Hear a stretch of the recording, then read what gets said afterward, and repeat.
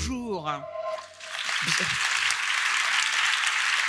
Bienvenue dans cette belle salle du Théâtre du Nord.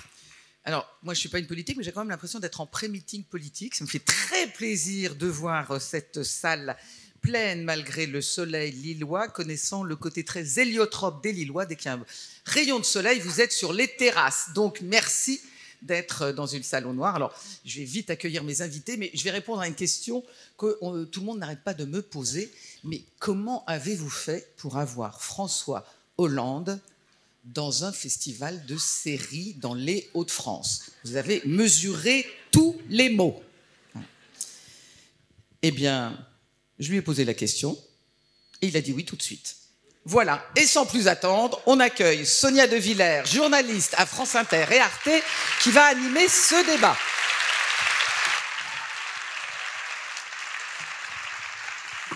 Bonjour à tous, soyez les bienvenus au Théâtre du Nord. Et maintenant, sous vos applaudissements nourris, en guest star, dans première partie, François Hollande.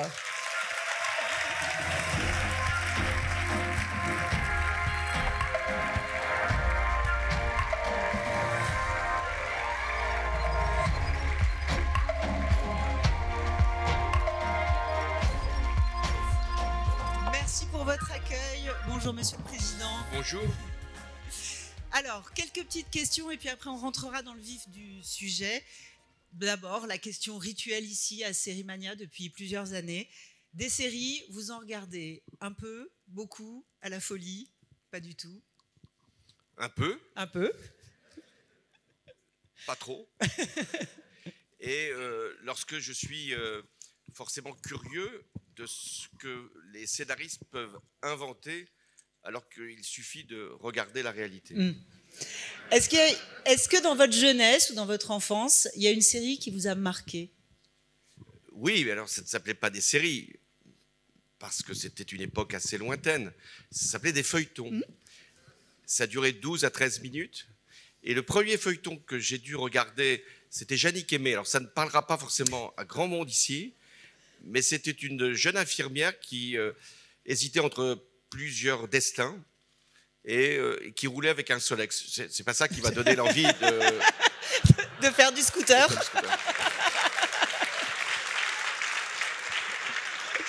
Est-ce qu'il y a une série politique qui vous a marqué? Oui, alors plus récemment, à la Maison Blanche. Ouais. Parce que c'était à une époque où on ne pouvait pas imaginer quel serait l'occupant d'aujourd'hui à la Maison Blanche.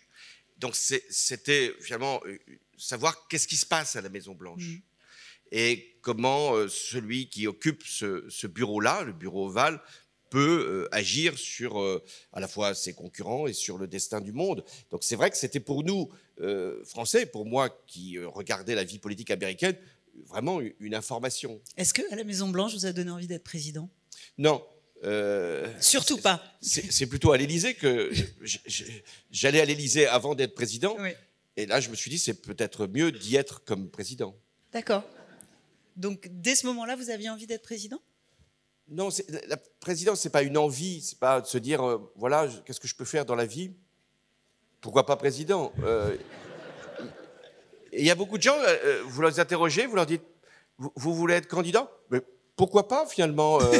Non, la présidence ou la candidature, c'est un long processus. C'est une volonté collective. C'est pas simplement un individu qui va se projeter. Il va y avoir un certain nombre d'événements qui vont justifier qu'il puisse ou qu'elle puisse être candidat. Allez. Le président, dans les séries, un personnage pas comme les autres. Je vous propose de commencer avec un carrousel de photos, parce que ce sont absolument que des séries cultes qu'on a choisies. Vous allez les reconnaître. À la Maison Blanche, évidemment. VIP, évidemment. Série parodique, satirique, The Common Rule. On va en reparler. 1992, je ne sais pas si vous avez vu une merveilleuse série italienne sur l'avènement de Silvio Berlusconi. This England, Paradise.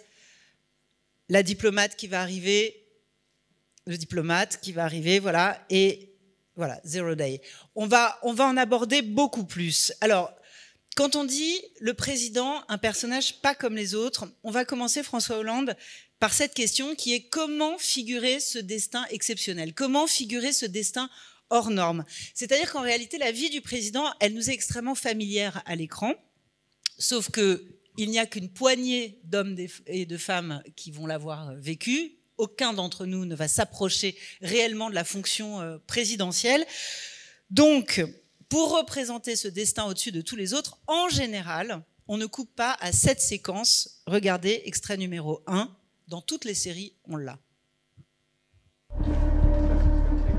This is Major Cameron. Mr. President, this is the nuclear football. Do you need my fingerprints or an eye scan or something? No, sir. It's not like the movies. It doesn't work that way. The Designated Survivor. On s'est demandé, avec Frédéric Lavigne et puis aussi avec Pauline Mathieu qui m'ont aidé à réfléchir sur cette conférence, on s'est demandé si le bouton rouge, c'était pas vraiment le lieu de l'imaginaire, le lieu de la fiction par excellence, puisque aucun d'entre nous ne verra jamais le bouton rouge, sauf vous. Mais il n'y a pas de bouton rouge. Non, il n'y a pas de bouton rouge au sens où il y aurait caché dans un bunker un lieu où une armoire où le président pourrait tout seul appuyer et déclencher le feu nucléaire. Heureusement que ça n'existe pas. De la même manière qu'il n'y a pas de code nucléaire au sens où le président sortant, c'est-à-dire celui qui a été battu ou qui ne s'est pas représenté, accueillant le successeur, sort de sa poche un papier en lui disant « voilà le code, ne le perds pas, parce que sinon ça pourrait nous faire un certain nombre de désagréments ». Non, ça ne se produit pas ainsi. Et donc, il y a, et c'est rassurant quand même pour les citoyens, il y a tout un processus. Si le chef de l'État doit un jour déclencher le feu nucléaire, il le fera, ou il le ferait avec un certain nombre d'avertissements, un certain nombre d'informations qui seraient progressivement suffisamment alarmantes pour justifier de recourir à cette arme. Et il ne le fait pas non plus seul. Il y a tout un entourage. Alors, ce qui est vrai parce qu'il y a comme quelque chose de vrai, c'est qu'il y a quand même une valise, une mallette. Beaucoup se demandent pourquoi l'aide de camp du président a une mallette. Mais c'est une mallette pour appeler. Ce n'est pas une mallette où serait contenu le fameux bouton. Il n'empêche, François Hollande, que cette séquence qui est vraiment récurrente Oui. dans les séries politiques et dans la série qui figure le chef de l'État, elle symbolise le vertige ultime. Voilà, le moment de pouvoir crucial, radical. On va au bout de la responsabilité. Oui, ce qui doit nous faire réfléchir avant de choisir le président ou la présidente. Ben oui. Nous ne sommes pas dans n'importe quel pays. Nous sommes en France. Il y a peu de pays qui ont l'arme nucléaire. L'arme nucléaire. Et donc, savoir que vous allez désigner un président qui va pouvoir déclencher ou ne pas déclencher l'arme nucléaire, c'est quand même une décision très grave. Et c'est la raison pour laquelle je pense qu'on ne parle pas suffisamment de questions internationales au moment des élections législatives ou présidentielles, surtout présidentielles. Et qu'en 2027, je pense que ça sera sur ces sujets-là que se feront les débats. Allez, autre ingrédient de la grammaire présidentielle à l'écran. Quand je dis ingrédient, je vous ai vraiment choisi des invariants. C'est beaucoup plus léger. Extrait numéro 2.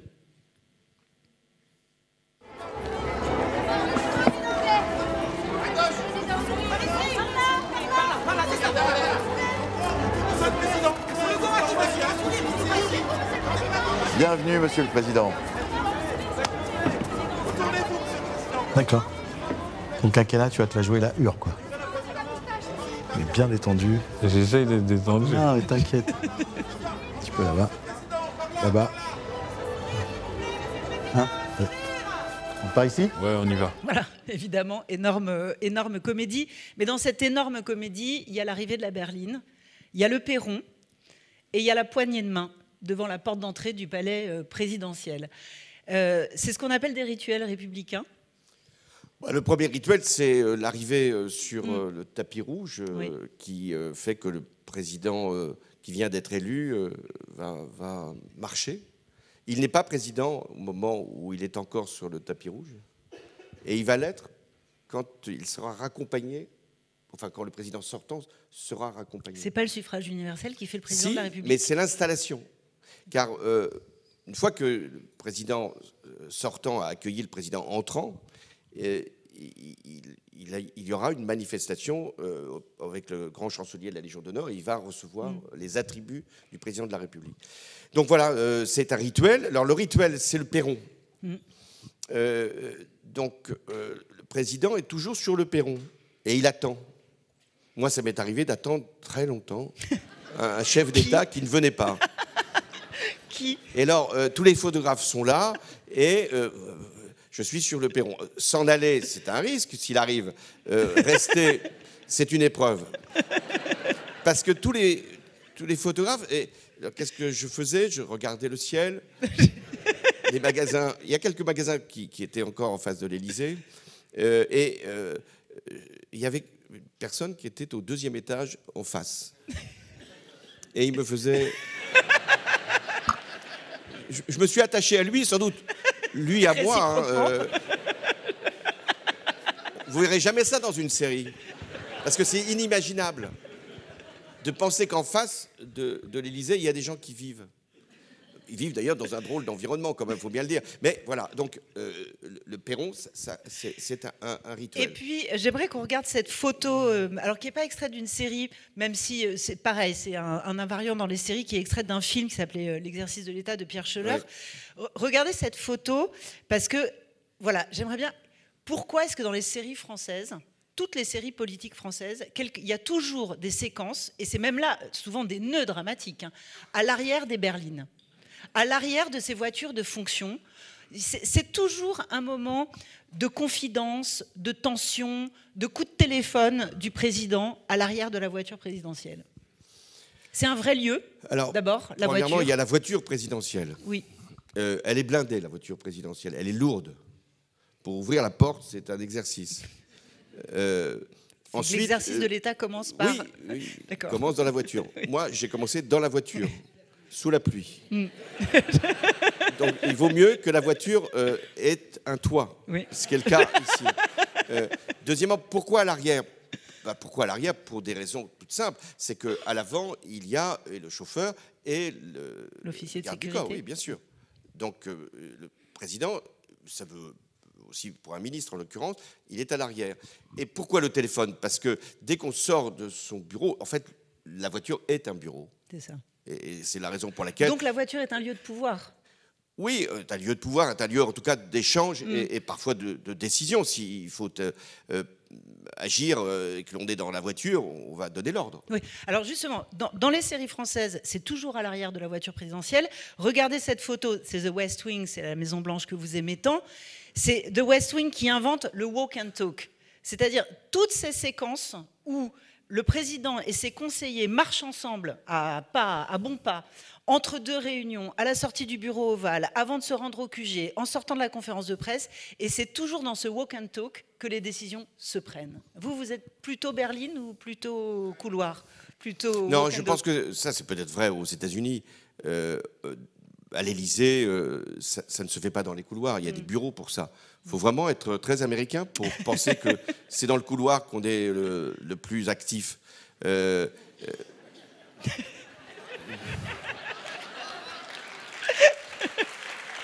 Donc, je n'ai pas de souvenir. Peut-être aussi parce que l'organisation de l'Élysée, le pouvoir, c'est toujours un lieu. Oui. Avec un lieu dans ce qu'il a de magique, de mystérieux, de protocolaire. La Maison-Blanche, l'Élysée. C'est important, les lieux, parce que c'est ce qui va donner de l'autorité à un lieu. Quand j'allais, par exemple, à Berlin, le régime parlementaire, Mme Merkel, qui est une personnalité éminente, eh bien, son lieu n'était pas magique. C'était un lieu volontairement modeste. Nous, en France, c'est un peu vrai aussi des États-Unis, parce que c'est une puissance qui se veut impériale. Nous, en France, on veut montrer le pouvoir, l'apparence. Et ça compte aussi.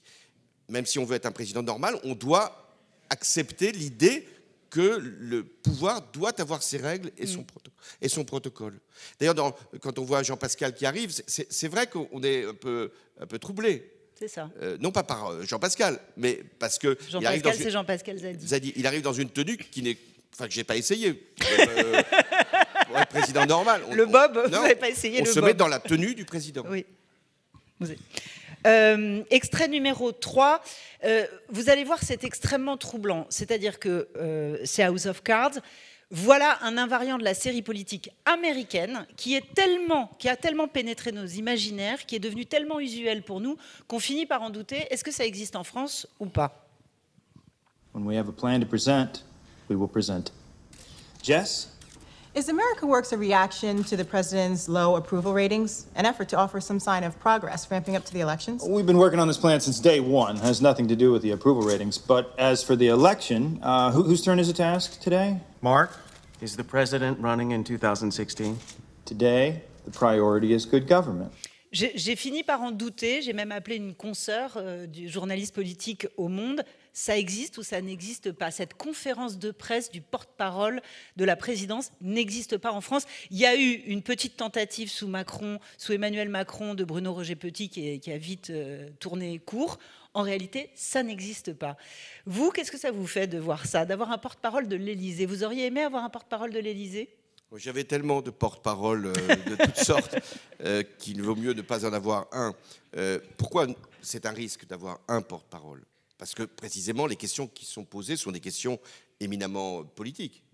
Et le risque, c'est que le porte-parole aille au-delà de ce que souhaite le président. Donc le président doit être maître de sa pensée, vaut mieux, et de sa parole surtout. Donc c'est pour ça qu'il n'y a jamais eu véritablement en France de porte-parole de l'Élysée ayant ce statut-là. Il y a eu des porte-paroles de l'Élysée pour commenter les voyages, les éventuelles réunions, mais jamais de porte-parole ayant un rôle politique. C'est ça. Et en réalité, chaque mercredi, m'a expliqué ma consoeur du Monde, il y a un porte-parole du gouvernement et non pas de l'Élysée qui donne une petite conférence de presse auprès de journalistes accrédités chaque mercredi après le Conseil des ministres. Mais en réalité, ce n'est pas du tout le même rituel médiatique. C'est un rituel politique, mais ce n'est pas du tout le même rituel médiatique. Oui, et puis très franchement, ça n'a pas beaucoup d'intérêt. Non, c'est ça. Savoir ce qui s'est passé au Conseil des ministres, il ne se passe jamais rien. Donc le porte-parole commente des décisions, surtout en ce moment, qui ne sont pas prises. Donc franchement, vaut mieux qu'ils évitent ce scénario.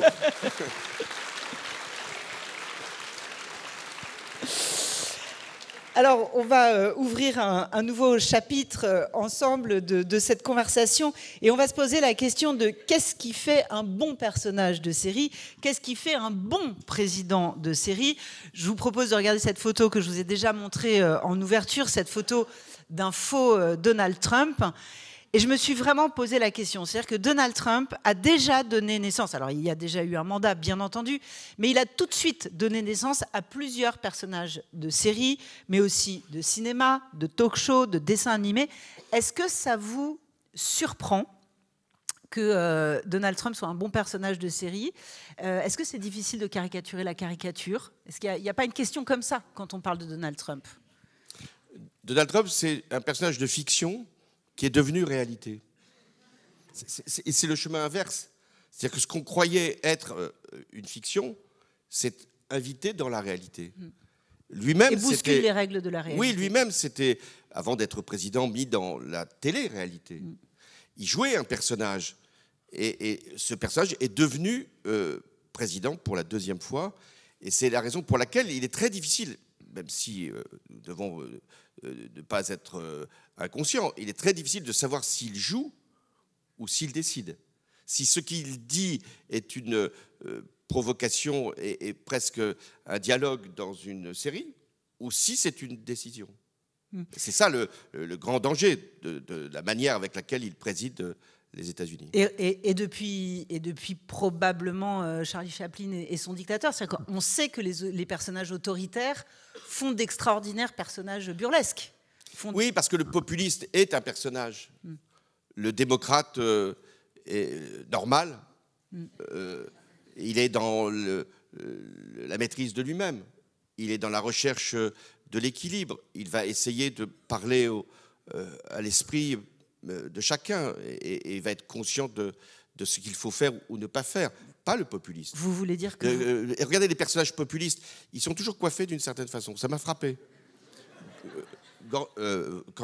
Boris Johnson. Oui. C'est vrai. Milei. C'est vrai. Pourquoi parce que ça fait partie du personnage. On se met pas une coiffure comme ça. Sans vouloir frapper les esprits. C'est ça le populiste. Frapper les esprits. Je suis un personnage. Je ne suis pas simplement le président des États-Unis. Je suis Donald Trump. Et c'est ça le danger dans ce qu'on appelle la démocratie numérique ou la démocratie d'opinion, où le populiste a quand même plus de capacité à impacter que le républicain ou le démocrate sincère. D'ailleurs, Barack Obama a donné lieu à pratiquement aucune adaptation cinématographique ou aucune transposition en termes de série. Mais tout à l'heure, on a vu un extrait de Designated Survivor. On va revoir une photo d'une prestation de serment avec un type en... Voilà. Je ne sais pas si vous connaissez cette série, le postulat de départ. Voilà, c'est un type qui était sous-secrétaire au logement ou je ne sais quoi, enfin vraiment une fonction extrêmement mineure et qui se retrouve bombardé président des États-Unis. Et voilà un homme normal, qui a une vie normale, absolument normale, qui est confronté. Donc, voilà. Et donc c'est vraiment ma question, c'est est-ce que vous pensez, vous, François Hollande, qu'un président normal peut faire un bon personnage de série? Non, manifestement. Un président normal doit être un bon président. Oui. Bon, ou peut l'être. Mais est-ce qu'il peut faire un bon président de série? Oui, d'une certaine façon. C'est pour ça que ça fait un personnage. L'inopiné, l'inattendu, un citoyen. Ce n'est pas un président normal. Un citoyen qui se trouve propulsé au sommet de l'État. C'est un sujet. Mais un président qui fait honnêtement, honorablement son travail, bon, c'est ennuyeux. Sauf que, même dans ce cas de figure, il se passe toujours quelque chose dans la réalité. La réalité va transformer le personnage en question. Elle va s'inviter, la réalité. La réalité, elle n'est pas tranquille, elle n'est pas douce, elle est violente, elle est brutale. Elle est surtout une surprise qui vient comme ça, vous frapper, vous gifler. Et donc, tout mandat de quelque président que ce soit, quand on regarde l'histoire, c'est jamais la normalité. C'est jamais la banalité, la normalité. Et donc, même quand on essaye de garder la maîtrise, on est transformé, transfiguré par la situation. C'est ce qui fait la hauteur de cette fonction. C'est d'être capable, dans une épreuve, dans une catastrophe, devant un risque de guerre, d'être non seulement prêt à prendre les décisions qui conviennent, mais à garder la maîtrise et de parler. Envoyer l'armée française au Mali, donc faire face au Bataclan et aux morts du Bataclan, c'est à ça que vous pensiez peut-être? J'ai souvent évoqué que la mort accompagne les présidents de la République. La mort m'a accompagné tout au long de mon mandat, que ce fut lorsque je décide d'envoyer des soldats au Mali, quand je décide de les faire une action en Syrie, la mort, les catastrophes aériennes, les attentats terroristes, la mort est partout. La mort que l'on peut décider nous-mêmes, décider d'une opération militaire, c'est savoir qu'il y aura des morts.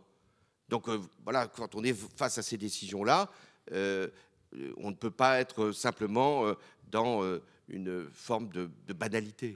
Et ça signifie que dans ce que vous avez vécu, dans l'exercice du pouvoir, est-ce qu'il y a des choses que vous n'avez jamais retrouvées à l'écran, ni au cinéma, ni dans la littérature, ni dans les séries, que vous n'avez jamais retrouvées transposées dans la fiction? Quelque chose qui échappe totalement à la fiction? Oui, ce que ne montrent pas suffisamment les séries, mais c'est très difficile pour les scénaristes, c'est ce qu'est l'exercice réel du pouvoir.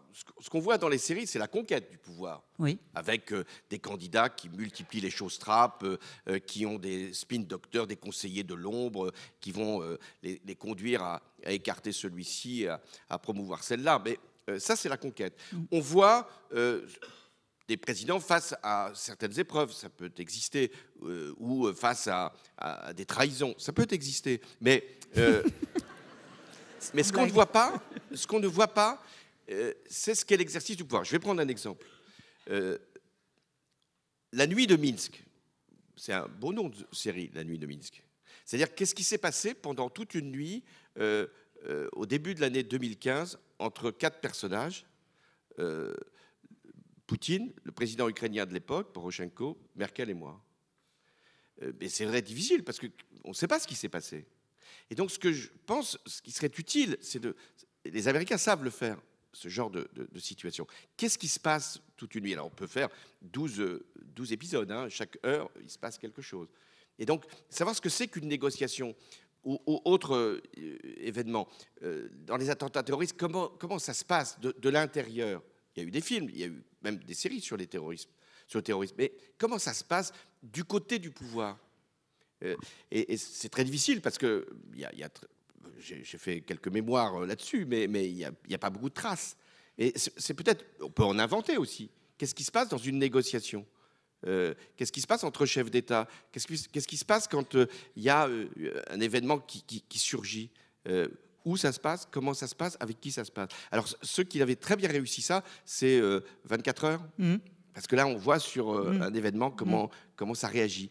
Bon, voilà, je vous ai donné quelques éléments pour le prochain Série-Mania. S'il y a un producteur dans la salle, et il y en a beaucoup, j'aimerais qu'on regarde cette image qui réunit le président d'une formidable série qui était passée sur Canal+, Les Sauvages, le Jean-Pascal Zadi de tout à l'heure en place, et 24 heures promo. Donc ce sont 24 heures chrono. Ce sont donc 3 présidents noirs qui font d'excellents noirs ou arabes, qui font d'excellents personnages de série. Est-ce que la France est prête dans la réalité à avoir un président racisé, un président noir, un président arabe, comme dans En Place, comme dans Les Sauvages? Oui, je pense que si... Vraiment? Je ne pense pas que ce sera le critère qui sera déterminant. C'est la même chose. Il faut qu'il y ait un projet qui soit commun. Ce n'est pas un projet d'une catégorie de la population par rapport à d'autres. Non. Comment Obama, les Noirs ne sont pas majoritaires aux États-Unis? Donc, ce n'était pas le tour des Noirs. Non. Il a été président parce qu'il était le meilleur candidat et qu'il avait parlé à toute la société américaine. Pour un candidat ou une candidate maghrébine ou noire, il y a la nécessité de parler à tous et de montrer qu'on est un républicain parmi d'autres qui porte un projet collectif. Et c'est comme ça que les Français ou les Françaises, à mon avis, surmonteront, s'ils doivent surmonter un moment, une surprise. Mais la société, elle est maintenant multiple. Donc je ne crois pas que ce soit le critère. Il y a des Blancs qui sont beaucoup plus effrayants. Extrait numéro 4. Anna Mouglalis, extraordinaire Amélie Durando dans Baron Noir. Évidemment que je suis autoritaire. Je suis présidente de la République. C'est une qualité, pas un défaut. Alors, pour un homme, oui, peut-être. Pour une femme, c'est plus compliqué. Le qualificatif femme n'est mentionné qu'à la 7e position par tous les focus group. Si le nom d'Amélie Durando évoque ma politique avant mon sexe, je m'en félicite. Et je vous suggère d'en faire autant, madame. Ce que je comprends là, c'est que votre féminité est un atout, Amélie, pas un obstacle. Karine Le Marchand, une ambition intime. Ce format a beaucoup plu. Aucun politique n'a eu à s'en plaindre, bien au contraire. Bon, allez, ça va, j'ai du travail. Il y en a eu d'autres, des femmes présidentes dans les séries françaises. Il y a eu Nathalie Baye, il y a eu Carole Bouquet. Et en France, alors? En France, ça peut arriver.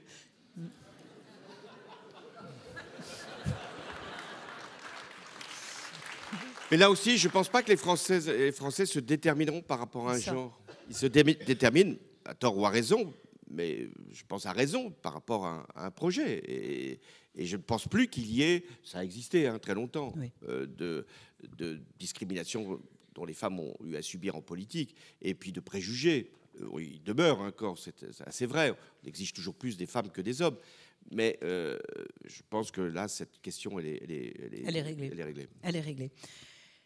J'ouvre un nouveau chapitre sur les séries politiques et la gestion du scandale. Quel rapport les séries entretiennent-elles avec le pouvoir politique, notamment quand il s'agit des dossiers noirs de la République? On va se poser la question en France, bien sûr. Je vous propose un petit détour par les séries anglo-saxonnes et je voudrais qu'on regarde ensemble l'extrait d'une production extraordinaire. Enfin, moi, vraiment, c'était un film que j'avais adoré. C'était une production de la télévision anglaise de Channel 4 qui s'appelait The Government Inspector de Peter Kosminski, immense réalisateur, qui signe un brûlot. c'est comment le docteur Kelly, le meilleur expert du pays en matière d'armes chimiques, a été obligé de mentir pour accréditer la thèse de la présence des armes de destruction massive en Irak et pour offrir à Tony Blair le feu vert de l'opinion publique britannique pour le déclenchement d'une guerre. David Kelly, je vous raconte la fin, mais c'est une histoire absolument vraie, finit par se suicider.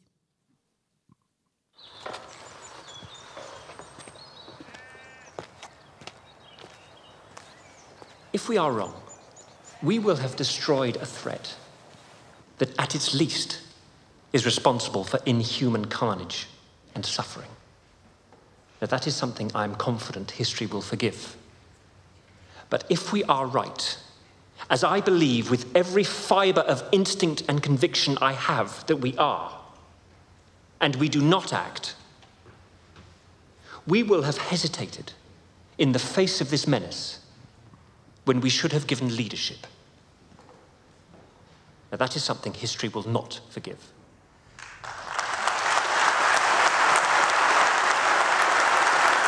Il me semble que pour nous, Français, François Hollande, cet extrait est tout à fait stupéfiant parce que c'est la télévision publique britannique, parce que nous sommes à ce moment-là en 2005 et que Tony Blair est encore au pouvoir. Et en réalité, on a beau chercher dans les annales de la télévision française, avoir un brûlot politique alors qui raconte les faits et gestes d'un scandale politique alors que les acteurs de ce scandale politique sont encore au pouvoir, c'est inimaginable en France. Oui, c'est vrai que je n'ai jamais vu une série ou un film d'ailleurs sur des événements d'immédiate actualité. C'est ça. Les Américains font des films qui sont quasiment 1 an ou 2 ans après que quasiment en temps réel.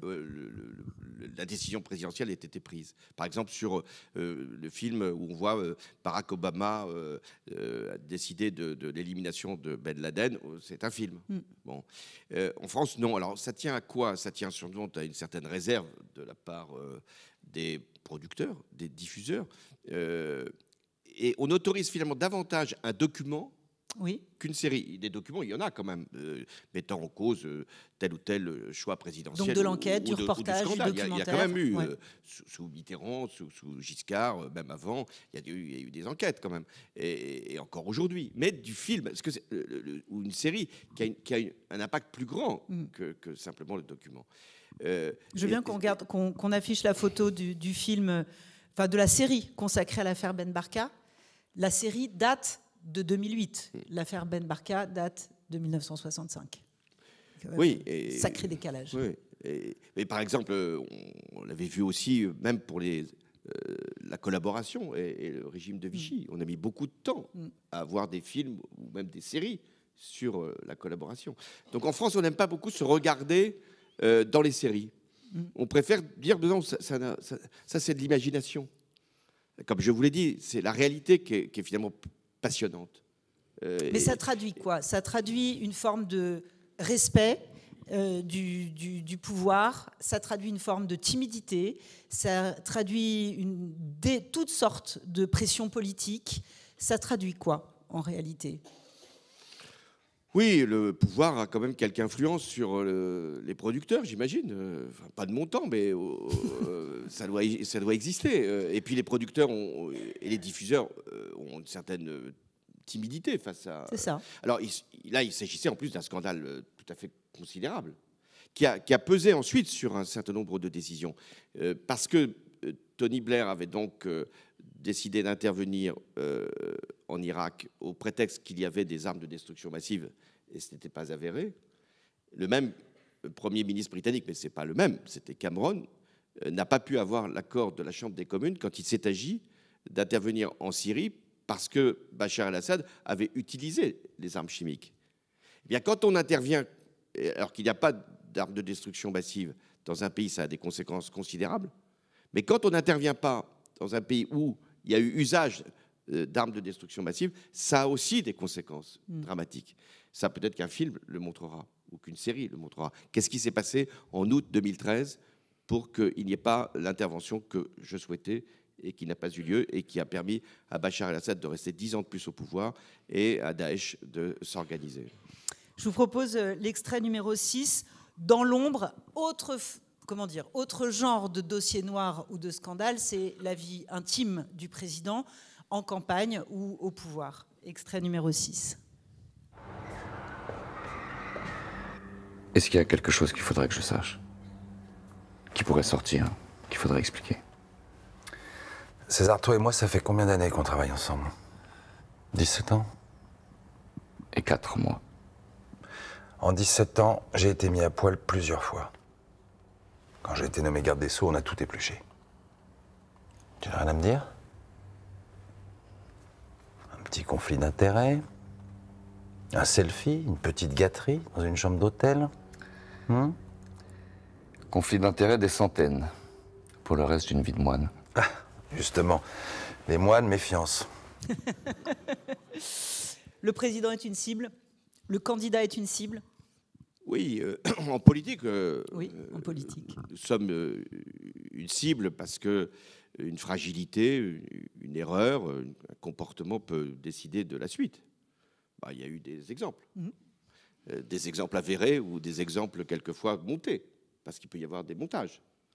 Mais oui, il y a toujours cette fragilité, qu'est-ce qui peut arriver qui sorte? Alors que je n'ai pas de crainte, mais qu'est-ce qui peut arriver? Qu'est-ce qu'on peut aller chercher dans ma vie? Donc on vit avec cette angoisse-là. Oui, qu'est-ce qui peut arriver même dans sa famille qu'on n'aurait pas su? Qu'est-ce qui peut surgir d'une indélicatesse qu'on aurait pu commettre et dont on ne se souvient plus? Qu'est-ce qui peut arriver? C'est cette fragilité-là qui a pris un tour nouveau maintenant avec ce qui est légitime, le journaliste d'investigation qui va éplucher tout. Et puis même, j'y ai contribué, puisqu'on a une haute autorité pour la transparence qui fait qu'on doit tout dire, tout déclarer et tout éplucher. Oui, il y a donc cette vulnérabilité. Donc cette conversation-là... Cette conversation, elle est assez crédible. Elle est assez crédible. C'est-à-dire, qu'est-ce que tu as finalement comme histoire, comme passé? Avec qui vous l'avez eu cette conversation-là, par exemple? Moi, je n'avais pas d'histoire, donc pas de passé. Je pouvais avoir une actualité, c'est tout. Bah, vous avez fini par faire les gros titres de la presse People. J'appelle l'actualité. C'est ça. Et c'est là d'ailleurs qu'on se rend compte à quel point les producteurs sont respectueux, parce que ça aurait pu donner, comment dire, une sorte de mini-série en 3 épisodes, non? Le président, les croissants. Un seul aurait suffi. Non, mais je veux dire, votre ancienne compagne en a quand même fait un livre, oui, ça a fait un best-seller, tout ça. Bon, donc c'est là où on voit quand même, vous n'êtes pas très fâché que tout le monde se soit tenu un peu à distance. Oui, mais ce n'est pas forcément sur les histoires personnelles que les choses intéressent. Ça fait partie d'un ensemble, les histoires personnelles d'une vie de président. Et ça arrive toujours, à un moment ou à un autre. Mais ça ne peut pas faire l'objet en soi de la série. Ça ne suffit pas. Non. Ça ne suffit pas. Alors, sauf s'il y avait une conséquence politique. C'est ça. C'est ça. Alors, on va replonger dans le magma politique avec une série qu'on a tous adorée, Borgen, en danois dans le texte, s'il vous plaît. For det parti, jeg engang var medlem af, findes simpelthen ikke længere. Under Jakob Kruses ledelse er det moderate blevet et parti, der svigter alt det engang stod for. Og jeg vil meget gerne give et par eksempler. Jeg står her med de moderates principprogram. Alligevel stemte Jakob Kruse sammen med Frihedspartiet for den nye udvisningslov, som humanitære organisationer vurderer er direkte i modstrid med de internationale menneskerettighedskonventioner. Så jeg tror også, at vi må fjerne den del. Det er ikke det, vi har aftalt, Birgitte, tror jeg. Vi havde aftalt at tale politik, Jakob. Il y a quelque chose d'absolument fascinant dans le succès mondial de Borgen, c'est que ça dit, à mon avis, à quel point la politique a quelque chose d'universel. C'est-à-dire, comment vous expliquez, François Hollande, que dans tous les pays, y compris dans des pays où on a une culture politique très différente et où on n'a jamais entendu parler danois de sa vie, et on n'a jamais entendu parler de ces parties de sa vie, on se soit passionné pour ce marchandage et ce parlementarisme-là? Mais parce que nous sommes des démocraties. Toutes les séries sont sur les démocraties. Et si demain, il pouvait y avoir des séries hors des démocraties, ce serait souhaitable. Comment ça fonctionne, le Kremlin? Qu'est-ce qui se passe à l'intérieur du palais de Xi Jinping? Comment ça se produit en Corée du Nord? On aurait envie de savoir. Il y a du mystère quand même. Et parce que ce sont des dictatures, des régimes autoritaires, nous n'arrivons même pas à imaginer. Non.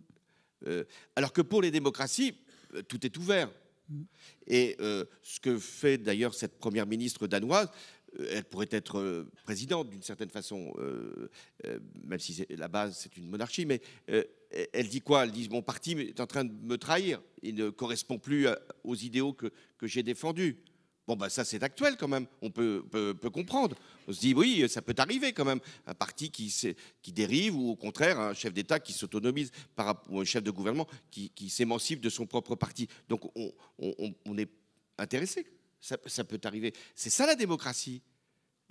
En réalité, les séries à la fois dénoncent les excès de tel ou tel comportement dans la démocratie, les concentrations excessives de pouvoir, les manipulations qui peuvent exister, mais ce sont des démocraties.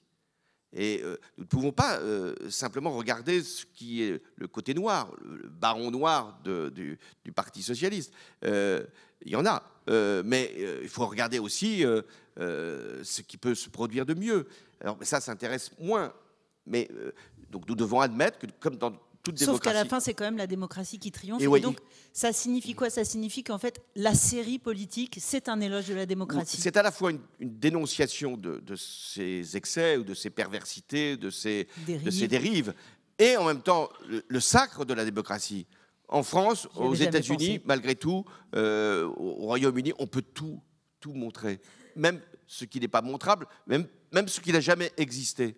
C'est quand même formidable, la démocratie. Si on ne défend pas la démocratie, y compris grâce à cet esprit critique qu'animent les séries, ou même à cet esprit de dérision, mais la dérision ne doit pas aller trop loin. Mais ça fait partie. La démocratie, elle a toujours vécu avec la caricature, avec la moquerie, la satire. Donc voilà, soyons conscients que ce spectacle qui nous est donné par la série est en fait un éloge de notre démocratie. Je pense qu'on peut applaudir François Hollande.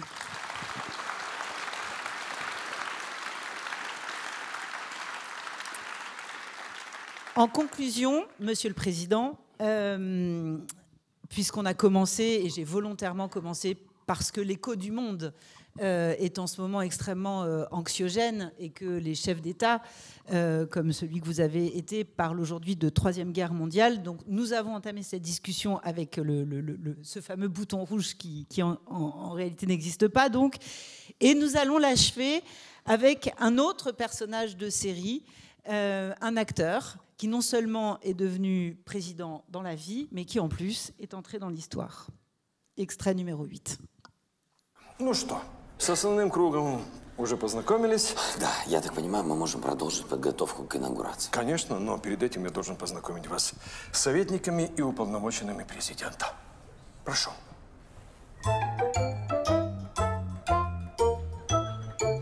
Il a un peu vieilli, Volodymyr Zelensky, son visage a changé. Je crois que c'est assez frappant quand on voit cette image. Qu'est-ce qu'elle vous évoque?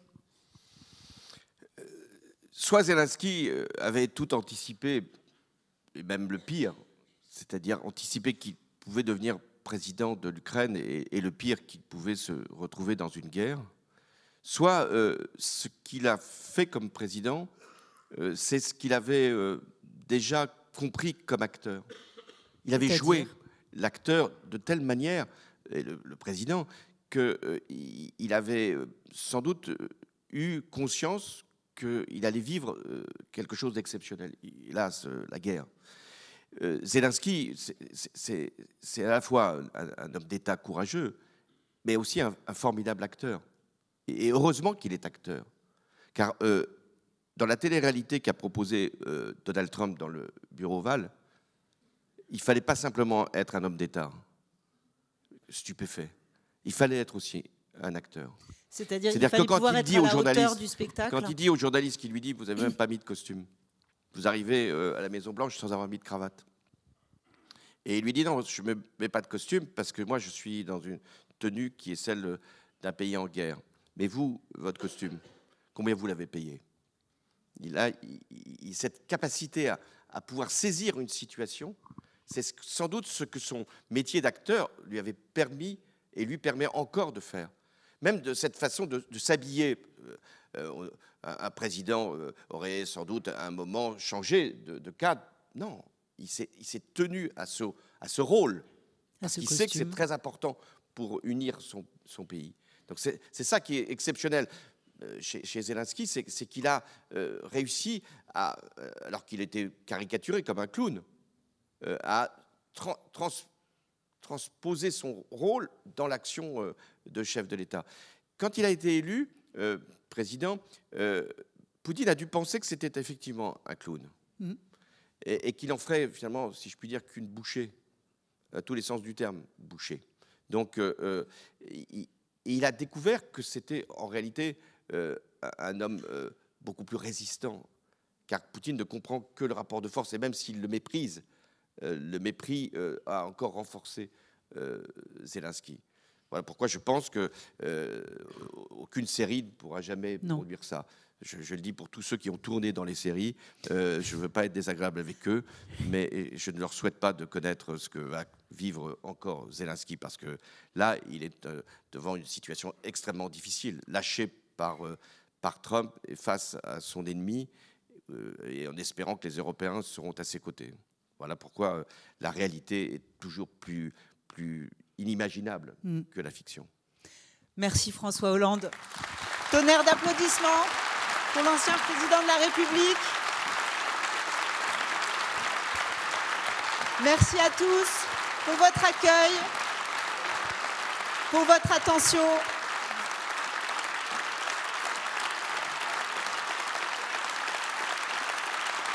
On peut remercier et applaudir les équipes du Théâtre du Nord, au son, à la lumière, en régie, Aurélie Ganacho qui a réalisé cette conversation, Frédéric Lavigne et Pauline Mathieu qui m'ont aidé à la concevoir. Merci François Hollande.